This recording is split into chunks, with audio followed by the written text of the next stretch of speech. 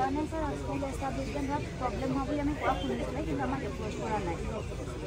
Sir বৰ্তমান আমাৰ গোটেইখিনি মাটি ৰেকৰ্ড আছে আমি স্যাৰ এই দুটা মাটি এছডিএলচি কাৰণে এটা প্ৰপ'জেল দিছোঁ তাৰমানে আমি ইয়াৰ পৰা 550 একৰ পৰা 133 আমি মাইনাছ কৰিব লাগিব সব সেইকাৰণে মেট্ৰিকত ৰেকৰ্ড কাৰেকশ্যন নহ'ল তেতিয়া একচুৱেলি খেতি কৰি থাকিলে তাৰ পৰা 30 বছৰ বন্ধ হৈ থাকিলে তাৰ কাৰণে খেতি কৰি থাকিলে হয় ছাৰ মিলটো কিমান দিন চলিছিলে কিমান চন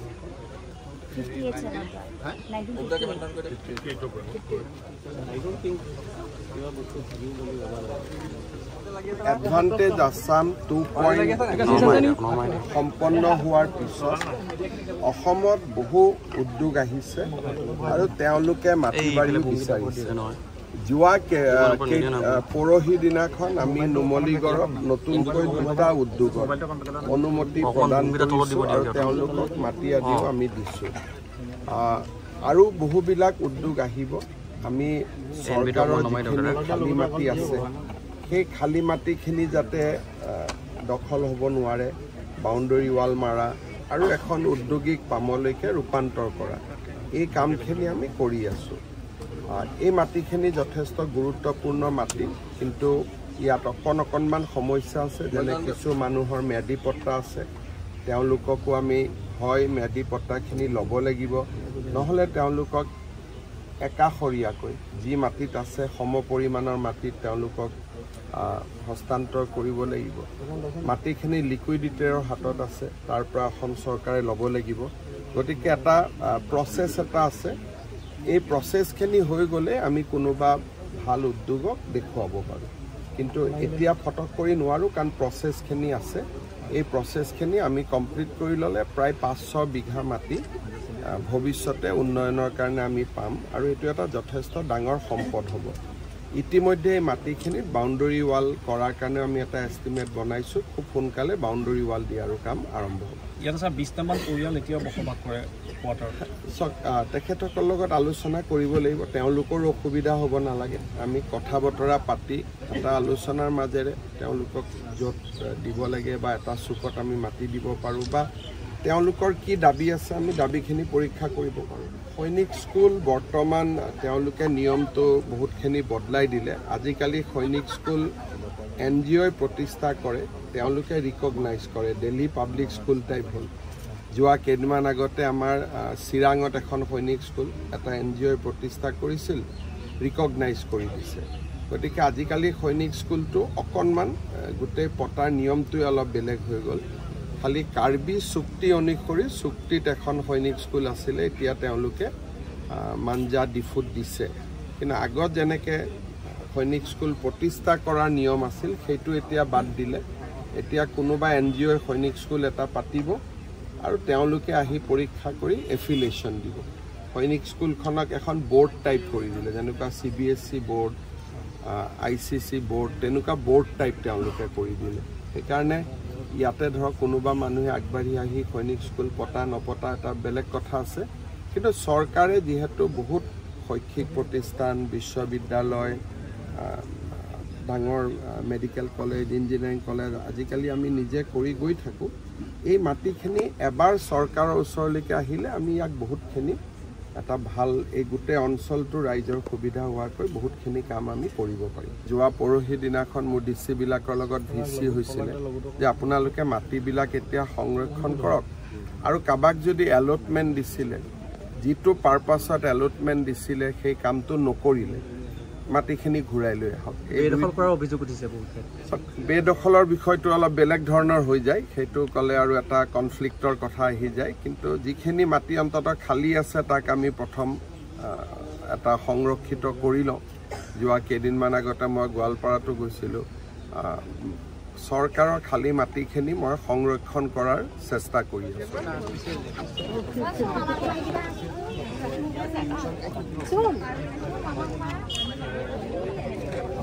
খবৰ ভাল একদম আপোনালোক আৱাস গৃহ যে 19 ঘৰ মানুহ আছে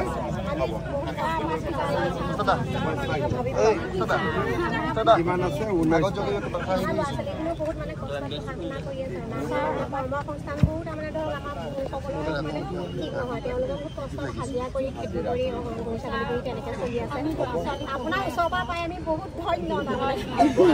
কথাখিনি পুৰা শুনিলো কিবা এটা কৰি আপোনাক মাৰিবৰ কাৰণে মোবাইলটোতো মই খুলিব নোৱাৰিম কাৰ মোবাইলত কোনোবা এগৰাকী বাইদেউৰ মোবাইলত লৈ লওক আপোনাক পিছত দি দিব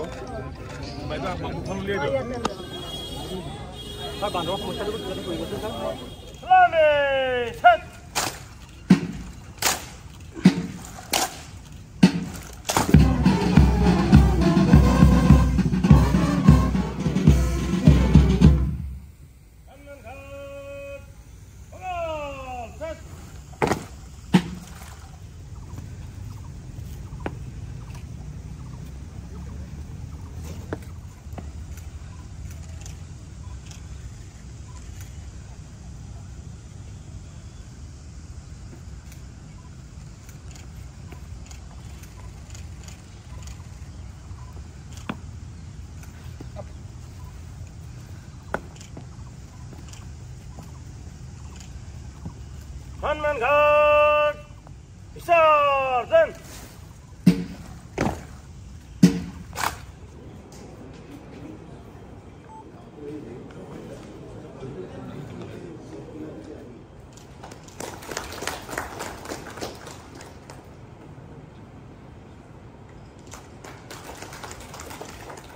And Principal Secretary to the best police forces in the country. Ladies and gentlemen, may I request you to give the Honorable Chief Minister a standing ovation for what we are today.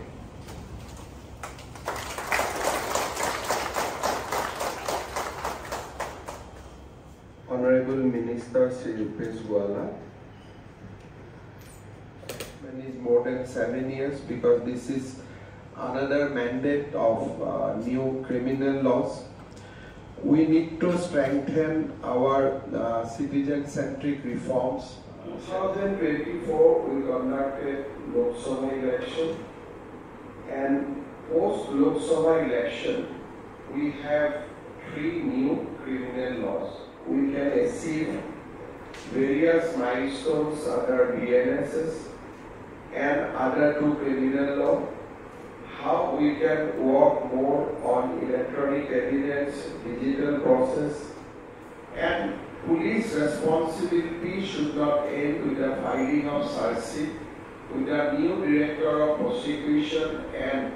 a set of prosecution officers which should be appointed soon, our responsibility will also be to secure convictions. Require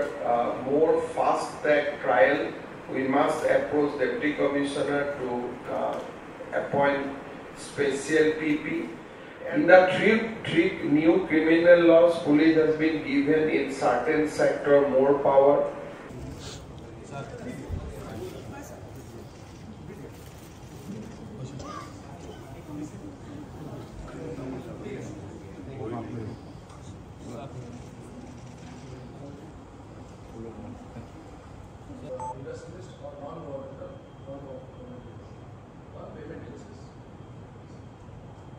The requirement and the application, the threat assessment is a by police, plus 10% of uniform and kit allowance. About the gross salary plus pension charge 25% of gross salary plus contingency charge 10% of gross salary plus. Government may not charge 10% uniform and kit allowance.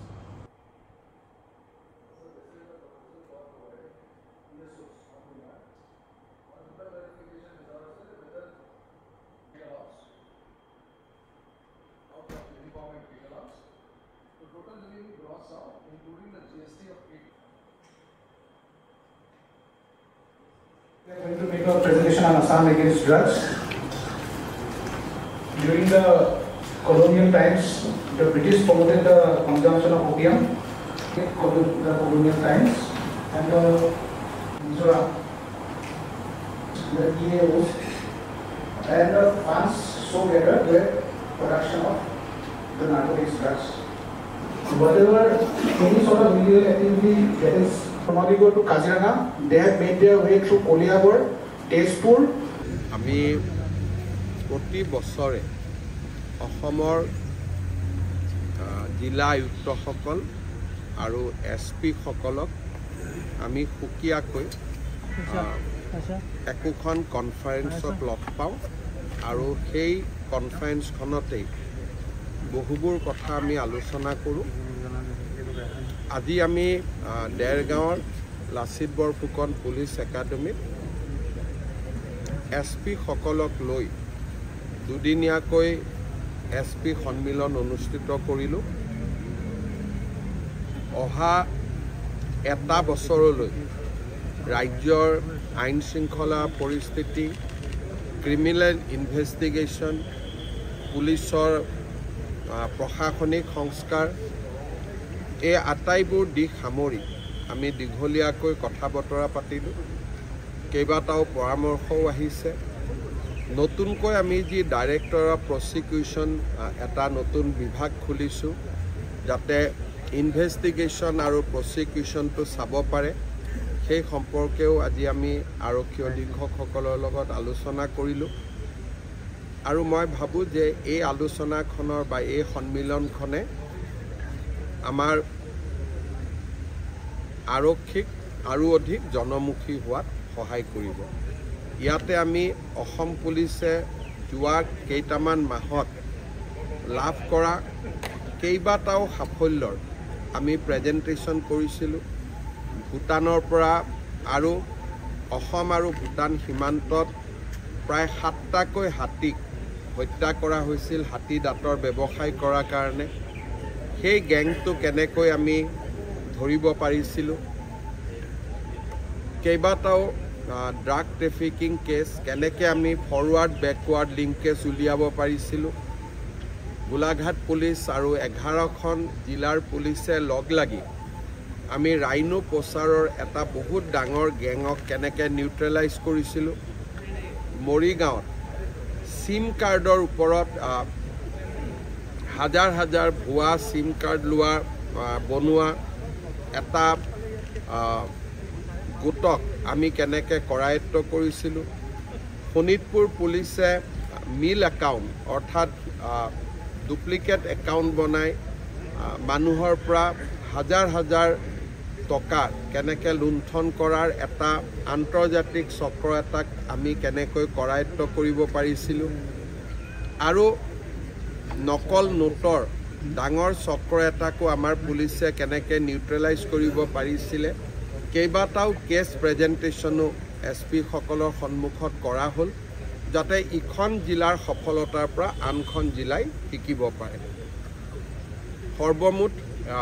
খুব সফলভাৱে SP কনফাৰেন্সখন হৈ গ'ল। আৰু মই ভাবোঁ যে ইয়াৰ ফলত আকৌ এবাৰ কৈছোঁ যে আৰক্ষীক জনমুখী, তৎপৰ আৰু সক্ৰিয় কৰাত আমি যথেষ্ট উপকৃত হ'ম। যে কেছৰ কনভিকশ্যন যাতে বাঢ়ে, আমি যাতে ভাল কৰি ইনভেষ্টিগেট কৰিব পাৰোঁ, পুলিচৰ যিমানবিলাক জনমুখী কাম, চাৰ্টিফিকেট, ভেৰিফিকেশ্যন, এইবিলাক যাতে তৎপৰ কৰি দিব পাৰে, পুলিচৰ নিযুক্তি যাতে নিয়মীয়াকৈ হয়, এই গোটেই কথাবোৰে আলোচনা কৰা হৈছে। আৰক্ষী নিযুক্তি খুব সোনকালে হ'ব লাগিব। ছেপ্টেম্বৰত আগতে আৰক্ষীৰ নিযুক্তিও হয় আৰু ছেপ্টেম্বৰত নতুন এডভাৰটাইজো ওলায়। আমাৰ গোটেই কনচেপ্টটোৱে হ'ল যে অসম আৰক্ষীত কোনো খালী পথ থাকিব নালাগে। ড্ৰাগছ নিয়ন্ত্ৰণ হ'বই নোৱাৰে, কাৰণ ই এটা বহুত ডাঙৰ চক্ৰ। মণিপুৰত আপোনালোকে জানে, মায়ানমাৰত জানে, হাজাৰ হাজাৰ বিঘা মাটি পপি কাল্টিভেশ্যনত আছে। গতিকে এই যুঁজটো দীৰ্ঘদিনীয়া যুঁজ, এইটো এটা দুটা দিনত জিকিব পৰা যুঁজ নহয়। ই দীৰ্ঘদিন ধৰি তাক লাগি থাকিব লাগিব। 10 বছৰ 20 বছৰ আপুনি সংগ্ৰাম কৰি থাকিব লাগিব। ড্ৰাগছটো এনেকুৱা বস্তু, সামান্য পেকেট এটা পকেটত লৈ আহিব, কোনেতো সন্দেহো নকৰে। সেইকাৰণে এই যুঁজখন এনেকুৱা যুঁজ যে ইয়াত ৰিজাল্ট 2 বছৰ 3 বছৰৰ কাৰণে নহয়, দীৰ্ঘম্যাদী এটাৰ পিছত এটা কেছ ধৰি তেওঁলোকক ফাইনেন্সিয়েলি উইক কৰি দিব লাগিব, হেণ্ডলাৰবিলাক ধৰিব লাগিব, তেওঁলোকৰ বেকৱাৰ্ড ফৰৱাৰ্ড লিংকেজ কৰি তেওঁলোকৰ মালিকৰ ওচৰলৈকে যাব লাগিব। এটা সময়ৰ পিছত আমি যাব নোৱাৰোঁ। নেক্সট এড্ৰেছটো মাইনমাৰত আহি যাব সেইকাৰণে এইটো এটা দীঘলীয়া সংগ্ৰাম ইয়াৰ কাৰণে সমাজ আৰক্ষী দুইটাই বহুত ধৈৰ্য থাকিব লাগিব আজি আমাৰ কেবিনেটত কেইটামান গুৰুত্বপূৰ্ণ সিদ্ধান্ত লোৱা হৈছে আপোনালোকে জানে যে অসমত এতিয়া বহুখিনি উদ্যোগ আহিছে প্ৰাইভেট বিজনেছ আহিছে তেওঁলোকে চৰকাৰৰ পৰা PSO বিচাৰি থাকে যে আমাক প্ৰাইভেট সিকিউৰিটি আমাক PSO দিব লাগে বহুত ক্ষেত্ৰত আন বিষয়াসকলে বা আন ব্যক্তিসকলেও PSO বিচাৰে এতিয়া চৰকাৰে এটা আজি সিদ্ধান্ত লৈছে যে কোনোবা ব্যক্তিৰ যদি থ্ৰেট পাৰসেপশন থাকে তেওঁ আমাক PSOৰ বাবে আবেদন কৰিব পাৰিব কিন্তু PSO জনৰ সম্পূৰ্ণ দৰমহা সেই ব্যক্তিজনে দিব অৰ্থাৎ ধৰক এতিয়া জাগিৰোডতে সেমিকন্ডাক্টৰ ইণ্ডাষ্ট্ৰি আহিছে তেওঁলোকৰ বিষয়াসকলে ক'ব আমাক PSO দিয়ক আমি PSO দিম কিন্তু আমাক 75,000 rupees মাহত চৰকাৰক দিব লাগিব তাৰ মানে it will be paid PSO কিন্তু পেইড PSO হলেও সকলোৱে নাপায় যাৰ থ্ৰেট আছে ভাবুকি আছে জীৱনৰ প্ৰতি তেওঁলোকে হেব দ্বিতীয়তে আজি আমাৰ কেবিনেটত আমি আপোনালোকে জানে যে আমাৰ সুবুৰীয়া ৰাজ্য মেঘালয়ত বহুত বিলাক কনসাৰ্ট হৈ আছে কেইদিনমান আগতে আহমেদাবাদত কনসাৰ্ট হৈছিলে কোল প্লে বুলি প্ৰায় GST হোটেলত থকা এই সকলো মিলি গুজৰাটে প্ৰায় এটা কনসাৰ্টতে 600 কোটি টকা উপাৰ্জন কৰা বুলি বাতৰি কাকতত এটা ইম্প্যাক্ট এনালাইসিস ওলাইছিলে আজি অসমৰ কনসাৰ্ট ইকনমিৰ ওপৰত আমি বাজেটত কৈছিলো তাৰ আজি আমি পলিচিটো ইয়াত এপ্ৰুভ কৰিছো আৰু আমাৰ ডিসেম্বৰ মাহত গুৱাহাটীত আমি এটা ডাঙৰ কনসাৰ্ট এটা অনুষ্ঠিত হ'ব কনসাৰ্ট ইকনমিৰ আধাৰত আৰু কনসাৰ্ট ইকনমিৰ ভৱিষ্যতৰ ভেনু হিচাপে গুৱাহাটী ডিব্ৰুগড় আৰু যোৰহাটক আমি আজি কেবিনেটত অনুমোদন দিয়া হৈছে অৰ্থাৎ যি কোম্পানী কনসাৰ্ট অসমত অনুষ্ঠিত কৰিব আহিব তেওঁলোকক আমি তিনিটা স্থানত কনসাৰ্ট অনুষ্ঠিত কৰিবৰ বাবে আমি ইনস্পায়াৰ কৰি এটা হ'ল গুৱাহাটী এটা ডিব্ৰুগড় এটা যোৰহাট গুৱাহাটীত ইতিমধ্যে ডিসেম্বৰ মাহত এটা ডাঙৰ কনসাৰ্ট আহিব আমি ভাবো যে মেঘালয়ৰ লগত আমি এটা সুস্থ প্ৰতিযোগিতা এটা কৰিব পাৰিম নহলে গোটেই কনসাৰ্ট ইকনমিটোত অসম সম্পূৰ্ণৰূপে ইমান দিনে বাদ পৰি আছিল আজি আমাৰ কেবিনেটত এটা সিদ্ধান্ত লোৱা হৈছে যে আমাৰ চাহ বাগানৰ শ্ৰমিকসকলৰ যিটো মজুৰি 250 টকা প্ৰতি দিনত হ'ব লাগে কিন্তু ATCL অসম চাহ বাগিচাৰ গাৰ্ডেন সমূহক আমি 220 টকা দি আছিল 1 অক্টোবৰৰ পৰা আমি 1 অক্টোবৰৰ পৰা আমি অল যিমানখিনি চাহবাগী অসম চাহ নিগমৰ বাগিচা আমি বৰ্তমান চলাই আছো সকলোতে 250 টকা যিটো নটিফাইড ৱেজ আমি 1 অক্টোবৰৰ পৰা দিবৰ বাবে সিদ্ধান্ত লৈছো নুমলীগড় ৰিফাইনেৰীত আপোনালোকে জানে যে আমাৰ 26% অংশীদাৰিত্ব আছে নুমলীগড় ৰিফাইনেৰীত বিভিন্ন বিকাশ আৰু উন্নয়নৰ কাম চলি আছে নুমলীগড় ৰিফাইনেৰীত আমাৰ শেয়াৰ অফ ইনভেষ্টমেন্ট এটো লাষ্ট এণ্ড ফাইনেল কল বুলি কোৱা হয় 205 কোটি টকা ৰাজ্য চৰকাৰে দিবৰ বাবে সিদ্ধান্ত গ্ৰহণ কৰিছে আজি আমাৰ কেবিনেটত অসমত সোলাৰ পাৱাৰ জেনাৰেশ্যনৰ যিখন প্ৰমোশন পলিচি সেই প্ৰমোশন পলিচিখনো আজি কেবিনেটে এপ্ৰুভ কৰিছে আপোনালোকে জানে এটা 1985 চনতে কাজিৰঙাৰ ষষ্ঠ যেটো আমি ইয়াক ক'ব গলে এডিশন বুলি কওঁ যেটো 6th এডিশন 1985 চনতে তাৰ খসৰা প্ৰকাশ কৰা হৈছিল আজিলৈকে তাক চূড়ান্ত ৰূপ দিয়া হোৱা নাছিল আজি আমাৰ কেবিনেটে কাজিৰঙাৰ 6th এডিশনটো আমি চূড়ান্ত ৰূপ দিওঁ যেতিয়া কাজিৰঙাত আমি 6th এডিশনৰ ফাইনেল নটিফিকেশন আজি আমি এপ্ৰুভ কৰিছো ইয়াৰ টোটাল হেক্টৰ হ'ব 47,291 হেক্টৰ কাজিৰঙাৰ 6th এডিশন আজি কেবিনেটে ফাইনেলি নটিফাই কৰিছে ইমান দিন এটো এটা প্ৰিলিমিনাৰী নটিফিকেশনৰ ওপৰত আছিল আজিৰ পৰা এটো চূড়ান্ত হ'ল আৰু চূড়ান্ত বাউণ্ডাৰীটো আমি 47,291 হেক্টৰত আমি চূড়ান্ত কৰিছো এই চূড়ান্ত কৰোতে আমি ৰাইজৰ কেইবাটাও সমস্যা আজি সমাধান কৰিছো বিশ্বনাথ চাৰিআলি জিলাৰ গোপালজাৰণী গনাইটাপু জাবৰে ফুটেচাপৰি বালিগাঁও বিশ্বনাথ ঘাট উমাতামনি এই গোটেই কেইটা অঞ্চলক আমি কাজিৰঙাৰ ষষ্ঠ অনুসূচীৰ বাহিৰত ৰাখিছো উইদাউট ৰিডিউসিং দা এৰিয়া যেতিয়া প্ৰিলিমিনাৰী নটিফিকেশন আছিল তেতিয়া 41,000 হেক্টৰ আছিল আজি আমি হেক্টৰ 47,000 কৰিলো বঢ়ালো কিন্তু ৰাইজে ইমান দিনে ভুগি থকা সমস্যা গোপালজাৰণী গনাইটাপু জবৰে ফুটেচাপৰি বালিগাঁও বিশ্বনাথ ঘাট আৰু উমাতামনি আমি ষষ্ঠ অনুসূচীৰ পৰা আমি বাহিৰত ৰাখিলো ঠিক তেনে ধৰণে আমাৰ কলিয়াবৰৰ হাতিমুৰা খিলঘাট আদি যি অঞ্চলত ইমান দিন তেওঁলোকৰো এটা অনিশ্চয়তা আছিল তেওঁলোকো এতিয়া ষষ্ঠ অনুচ্ছেদত নাথাকে 6th এডিশনত নাথাকে কিন্তু total hectare of land in 6th edition এটো 6,000 হেক্টৰ প্ৰিলিমিনাৰী নটিফিকেশনতকো বাঢ়িছে কাৰণ ব্ৰহ্মপুত্ৰৰ মাজত তেনেকুৱা নতুন এৰিয়া ক্ৰিয়েট হৈছিল গোটেইখিনি আমি ষষ্ঠ অনুচ্ছেদত আমি দিলো কিন্তু ৰাইজৰ গাখীৰ খাটি সিলঘাট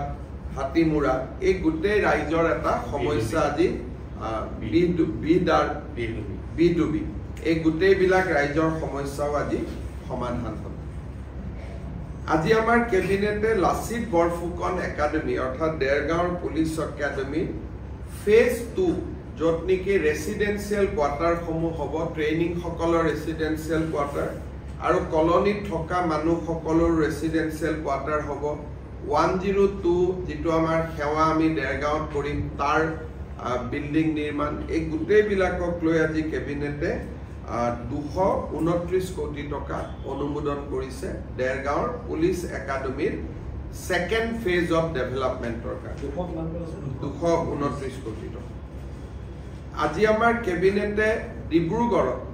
অসম বিধানসভা নিৰ্মাণ কৰিবৰ বাবে য'ত নেকি এমএলএ হোষ্টেল থাকিব বিধানসভা থাকিব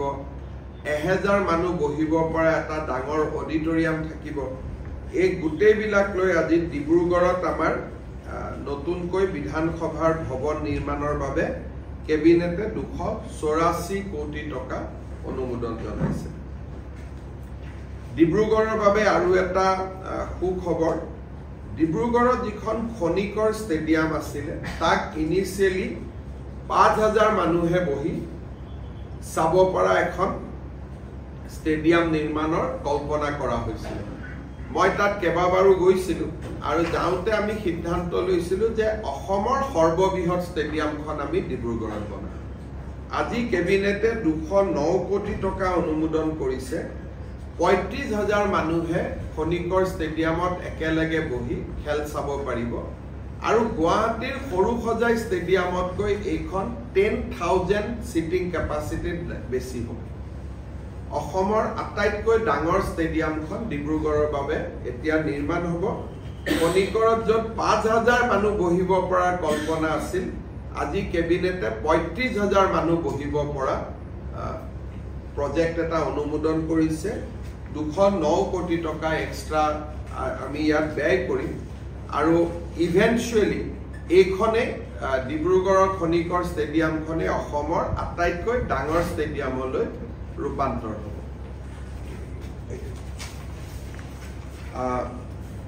আমাৰ ডিসেম্বৰ 8 ডিসেম্বৰ তাৰিখে আজি আমি যেটো কনসাৰ্ট ইকনমিৰ কথা কলো বিশেষকৈ ইয়ং জেনাৰেশনে খুব ভাল পাব পোষ্ট মেলনি বুলি এটা ডাঙৰ কনসাৰ্ট গ্ৰুপ আছে 8 ডিসেম্বৰত তেওঁলোকে গুৱাহাটীত আহি পাৰফৰ্ম কৰিব আজি আমাৰ যেটো কনসাৰ্ট ইকনমি আমি এপ্ৰুভ কৰিলো তাৰ প্ৰথম ৰিজাল্টটো হ'ল যে 8 ডিসেম্বৰত পোষ্ট মালনে আহিব আদাৰৱাইজ তেওঁলোক শিলংতে যায় এবাৰ গুৱাহাটীত হ'ব আৰু খনিকৰ আদি ষ্টেডিয়াম জোৰহাট হৈ গলে লাহে লাহে আমি জোৰহাট ডিব্ৰুগড়টো লৈ যাব পাৰিম but Post Malone show on 8 December in Guwahati is confirm আজি আমি আমাৰ ৰাজ্যিক সভাপতি দিলীপ শইকীয়া ডাঙৰীয়াৰ নেতৃত্বত সৰ্বানন্দ সোণোৱাল পবিত্ৰ মাৰ্ঘেৰিটা কামাখ্যা প্ৰসাদ তাছা হৰিশ দ্বিবেদী ৰবীন্দ্ৰ ৰাজু আমাৰ নেতাসকলৰ উপস্থিতিত আমি নিৰ্বাচনৰ ফলাফল পৰ্যালোচনা আঞ্চলিক পঞ্চায়তসমূহ কেনেকৈ গঠন হ'ব তাৰ বিষয়ে আলোচনা কৰোঁ জিলা পৰিষদসমূহ আমি কেনেকৈ গঠন কৰিম তাৰ বিষয়ে আমি আলোচনা কৰোঁ আমাৰ দলে কি ধৰণে গাঁও পঞ্চায়তৰ সভাপতি নিৰ্বাচনত ভূমিকা আগবঢ়াব তাৰ বিষয়ে আমি আলোচনা কৰোঁ অসমত আহিবলগীয়া যদি ভগৱানে নকৰক বানপানী আহে আমাৰ দলে কেনেকৈ দুৰ্গতসকলক সহায় কৰিব তাৰ বিষয়ে আমি আলোচনা কৰোঁ অহা 25 তাৰিখে মন কি বাত অনুষ্ঠান আছে মন কি বাত অনুষ্ঠানৰ লগত ৰজিতা খুৱাই আমি 25,000তকৈ অধিক বুথত তিৰংগা যাত্ৰা উলিয়াম তিৰংগা যাত্ৰাৰ ওপৰত আমি আলোচনা কৰোঁ এই ধৰণে আজি গোটেই দিনটো আমি আমাৰ দলৰ বিধায়ক জিলা সভাপতি প্ৰভাৰী সহপ্ৰভাৰী মন্ত্ৰী সংসদ বিধায়কসকলৰ লগত আলোচনা কৰোঁ আৰু স্বাভাৱিকভাৱে যোৰহাটত সভা হৈছে যোৰহাট সমষ্টিৰ ৰাইজে এই নিৰ্বাচনত ভাৰতীয় জনতা পাৰ্টিক যি বিপুলভাৱে বিজয়ী কৰিলে তাৰ বাবে যোৰহাট শিৱসাগৰ চৰাইদেউ মাজুলী ৰাইজকো আমি ধন্যবাদ জনাই প্ৰস্তাৱ প্ৰকাশ কৰোঁ প্ৰথম আমি অহংকাৰী হ'ব নালাগে যে আমি যদি ভাবোঁ যে এই নিৰ্বাচনত আমি জিকিলোঁ বিধানসভাৰ নিৰ্বাচনত ৰাইজে আমাক নিজে নিজে ভোট দিব আমি ভুল কৰা অহা 8 মাহত প্ৰতিটো দিন প্ৰতিটো ক্ষণ প্ৰতিটো পল আমি ৰাইজক সেৱা কৰিব লাগিব নো ডাউট আমাৰ এটা সুন্দৰ পৃষ্ঠভূমি তৈয়াৰ কিন্তু এই পৃষ্ঠভূমিটোক যদি আমি নিজেই ভাঙি দিওঁ অহংকাৰ ৰাইজৰ কাম নকৰি জিকিলোৱে টিকেটৰ কাৰণে কাজিয়া পেচাল কৰি তেতিয়া মানুহ আকৌ আমাৰ পৰা আঁতৰি যাব সেইকাৰণে প্ৰত্যেকটো বিজয় বিনম্ৰতাৰে সৈতে গ্ৰহণ কৰিব লাগে আৰু ভৱিষ্যতৰ চিন্তাৰে প্ৰতিটো বিজয়ক আশীৰ্বাদ বুলি গণ্য কৰিব লাগে আৰু ভাৰতীয় জনতা পাৰ্টিয়ে এই বিজয়ক অসমৰ ৰাইজৰ আশীৰ্বাদৰ নিৰ্মালী ৰূপে গ্ৰহণ কৰিছে অপাৰেশ্যন সিন্দুৰ বা অপাৰেশ্যন সিন্দুৰ ভাৰতৰ গোটেই আমাৰ যিটো পৰিক্ৰমা তাত এটা ডাঙৰ টাৰ্ণিং পইণ্ট আপোনালোকে জানে যে ইমান দিনে আমাৰ দেশত সন্ত্ৰাসবাদৰ আক্ৰমণ হৈ আছে অসমত হৈছে পশ্চিমবংগত হৈছে কাশ্মীৰত হৈছে মুম্বাইত হৈছে দিল্লীত হৈছে আমি কেতিয়াও উভতাই আক্ৰমণ কৰিব শিকা নাছিল বালাকোট পুলৱামাত আমি কৰিছোঁ কিন্তু আমি পাক অকুপাইড কাশ্মীৰলৈকেহে গৈছোঁ কিন্তু পাকিস্তানৰ ভিতৰলৈকে সোমাই যোৱাৰ যিটো নীতি লাহোৰ ইছলামাবাদলৈকে ই ভাৰতৰ গোটেই ৰাষ্ট্ৰৰ যিটো পৰিক্ৰমা সেই পৰিক্ৰমাটোৰ এটা টাৰ্ণিং পইণ্ট এতিয়াৰ পৰা ভাৰতত কোনোবাই যদি সন্ত্ৰাসবাদৰ আক্ৰমণ কৰে তেতিয়া সেই মানুহজনেও বুজিব সেই সংগঠনটোৱে বুজিব যে আমি বম ফুটালে নহ'ব আহি আমাকো বম ফুটাব এই যিটো ৰাষ্ট্ৰীয় চেতনা নৰেন্দ্ৰ মোদী ডাঙৰীয়াই জগাই তুলিলে সেনা বাহিনীয়ে তাক কাৰ্যত ৰূপায়িত কৰিলে ই ভাৰতৰ গোটেই এটা আমাৰ ৰাষ্ট্ৰৰ চৰিত্ৰটোকে সলনাই পেলালে আগতে ভাবিছিল ভাৰত এখন খুব নিমাখিত ৰাষ্ট্ৰ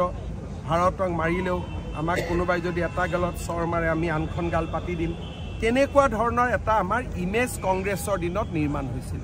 মোদী ডাঙৰীয়াই লাহে লাহে পৰিৱৰ্তন কৰি অপাৰেশ্যন সিন্দুৰত একেবাৰে পথ পৰিৱৰ্তন কৰিব আন্তঃৰাষ্ট্ৰীয় প্ৰেক্ষাপটত এই বস্তুটো কেনেধৰণে আপোনালোকে বিচাৰ কৰিব যে কেনেধৰণে এইটো আন্তঃৰাষ্ট্ৰীয় প্ৰেক্ষাপটত মই এটাই জানো ইয়াৰ পিছত আৰু ভাৰতত কোনেও সন্ত্ৰাসবাদ চলাবলৈ সাহস নকৰে বাংলাদেশক লৈ আমি চিন্তিত যে সন্ত্ৰাসবাদ আকৌ হ'ব পাৰে কিন্তু বৰ্তমান আমাৰ যিটো ৰাষ্ট্ৰৰ যিটো স্থিতি যে তাৰ পৰা যদি সন্ত্ৰাসবাদ আহে ঘটনা তাতো ঘটিব সেইকাৰণে মই ভাবোঁ যে আমি মোদীজীৰ এই নীতিৰ কাৰণে আমি বহুত পৰিমাণে নিৰাপদ আপুনি আগতে আহি পাই গ'ল মই ভাবিছিলোঁ আহিব प्लॉट एरिया है 334 is under the तो आउट ऑफ 334 बीघा हमारा हाथ में कितना होगा -29 अगर 30 भी राउंड फिगर करते हैं तो बहुत 300 तो दिस इज ऑल लैंडस्केपिंग इसमें कोई बिल्डिंग नहीं है तो अगर हो गया तो पूरा ही कर देंगे अदरवाइज यहाँ तक तो डेफिनेटली चाहिए ये सर वो अपना ओपन जेल का बाउंड्री है जो ये वाला बाउंड्री है वो परमिशन मिल गया है तो अंदर काम चालू हो गया सेपरेटली काम चालू हो गया है और यहाँ पे वो कॉलम्स है 25 जो कॉलम्स है आसाम के नाम आ गए हैं तो वो तो हम अपने इंस्क्राइब कर रहे हैं ग्रेनाइट में बाकी स्टेट का जैसे जैसे आता चला जाएगा हम उसको कर लेंगे इसके साथ सर एक फीचर हमने वाटर बॉडी क्रिएट किया हुआ है so that looks and it's closer to the entrance so that it becomes a focal point the moment people enter है ये हमारा एक ओपन एयर थिएटर है जिसका 500 स्केलेबल टू 1000 का seating capacity for cultural activities and यहाँ पे we were thinking that because the museum building is located here this can be a backdrop for a light and sound related to the freedom movement and history of this jail बना लो अभी sir estimate में नहीं है अभी estimate में so that we can meet out the rest is all parks the park में sir apart from yoga meditation এতিয়া আমাৰ হিতেন্দা আমাৰ আগৰ পাৰ্ক কোনখন ডাঙৰ পাৰ্ক এতিয়া বৰ্তমানটো আমাৰ ফুল পাৰ্ক এখন 4 নম্বৰ ৱাৰ্ড পাৰ্কখন আৰু নেহৰু পাৰ্ক এইখন আমি মডা হেৰি কৰিলোঁ तो এইখন এতিয়া सबसे ডাঙৰ পাৰ্ক ডাঙৰ পাৰ্ক এইটো रिक्रिएशन सेंटर হ'ব सर इसमें एक मेन 2-3 इशू है सर एक वो हिरेन भट्टाचार्य जी का जो घर है that is right now in that condition तो एमएलए सर का एक सजेशन ये था कि उस पर हम पैसा खर्चा करें to renovate it because over a period of so many years it is been dilapidated and remaining empty so it has deteriorated even further so he was suggesting that we make a identical building ये घर को तो आप नहीं बना सकते इसका photograph लेके ये जैसा बना के वैसे that is what he was saying नीचे हमने वही किया है যেনেকৈ সুদমাৰ্চন হ'লো তেনেকৈ वही हमने रेप्लिका ही बनाया है थोड़ा खाली হিতেন্দাই অলপমান তেওঁলোকৰ ঘৰৰ মানুহক জনাই দিব যে এইটোতো ৰিপেয়াৰিং নহয়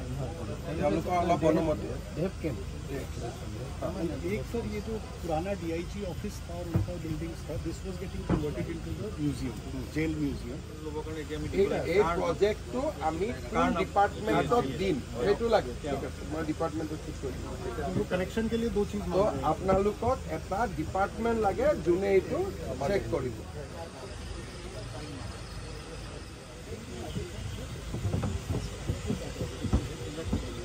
डीआईजी ऑफिस और ओपन जेल का सारा इंफ्रास्ट्रक्चर ये भी हैंडओवर के साथ ही सब नहीं ये सब नया बन रहा है ये तो डीआईजी আমি অফিস কৰি দিম আপোনালোকে জানে যে যোৰহাটত আমি যোৰহাট জেলখনৰ যেটো ঐতিহ্য বা ইতিহাস তাক সামৰি আমি ইয়াত এখন ফ্ৰীডম মুভমেণ্ট পাৰ্ক এখন নিৰ্মাণ কৰাৰ কামত লাগি আছিলোঁ লাহে লাহে কামটো আগবাঢ়ি গৈছে আৰু মই ভাবোঁ যে অহা বছৰ ফেব্ৰুৱাৰী মাহত আমি ইয়াক উদ্বোধন কৰিব পৰা পৰিৱেশ এটালৈকে আহিব আৰু হিৰোদাৰ যিখন তেখেতৰ ঘৰটো যথেষ্ট এতিয়া উৱলি গৈছে এই ঘৰটোৰ যিটো আকৃতি আৰু অলপমান ট্ৰেডিশ্যনেল ৰূপ দি আমি এটা ঘৰ তাতে বনাই তেখেতৰ এটা স্মৃতি সংৰক্ষণৰ তেখেতৰ বিভিন্ন ৰচনাৱলী বা তেখেতৰ ফটোগ্ৰাফ সেইটো এটা এক প্ৰকাৰ হিৰেন ভট্টাচাৰ্যৰ জীৱনৰ এটা সংগ্ৰহালয়লৈ ৰূপান্তৰ হ'ব আৰু এইটো স্কিমতে আমি সেই কামটো কৰি আছোঁ মানে অহা যোৱা কৰাৰ সময় চক্ৰৱৰ্তী চক্ৰৱৰ্তী ৰাজ চক্ৰৱৰ্তী